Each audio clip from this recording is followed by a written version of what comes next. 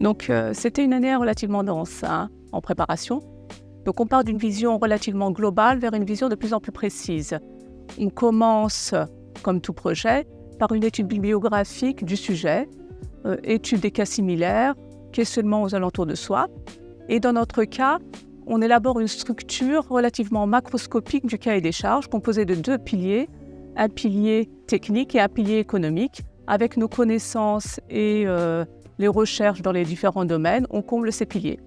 Enfin, un travail de qualité avec des experts de différents domaines notamment de la formulation, domaine des coûts, finances, procédés industriels. On élabore et on rédige un cahier des charges qui sera ensuite publié.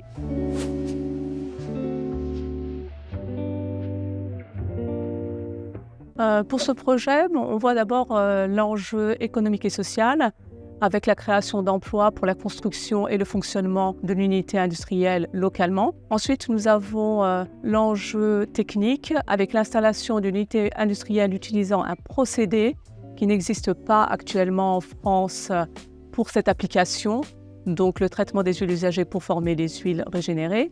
Et enfin, un enjeu d'image, d'une part pour la filière et d'autre part pour les huiles. On espère que l'image sera rehaussée de part de la qualité des huiles qui sont produites et qui pousseront les formulateurs, réticents notamment, à les utiliser dans leurs nouvelles formules.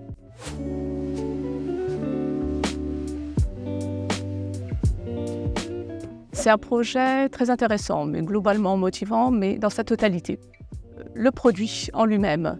Donc, concernant sa qualité, le projet envisage en fait la production d'une huile régénérée de groupe 2 ou 3 de qualité supérieure à celle qui est produite actuellement en France.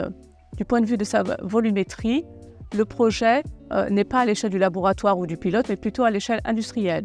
Donc, il tient compte de l'ensemble des huiles collectées ici en France. Donc, ce projet s'intègre pleinement dans l'économie circulaire. Et enfin, c'est une solution à court terme. D'après notre cahier des charges, l'éco-organisme soutient des projets de recherche et développement pour faciliter l'incorporation des huiles régénérées dans les nouvelles huiles.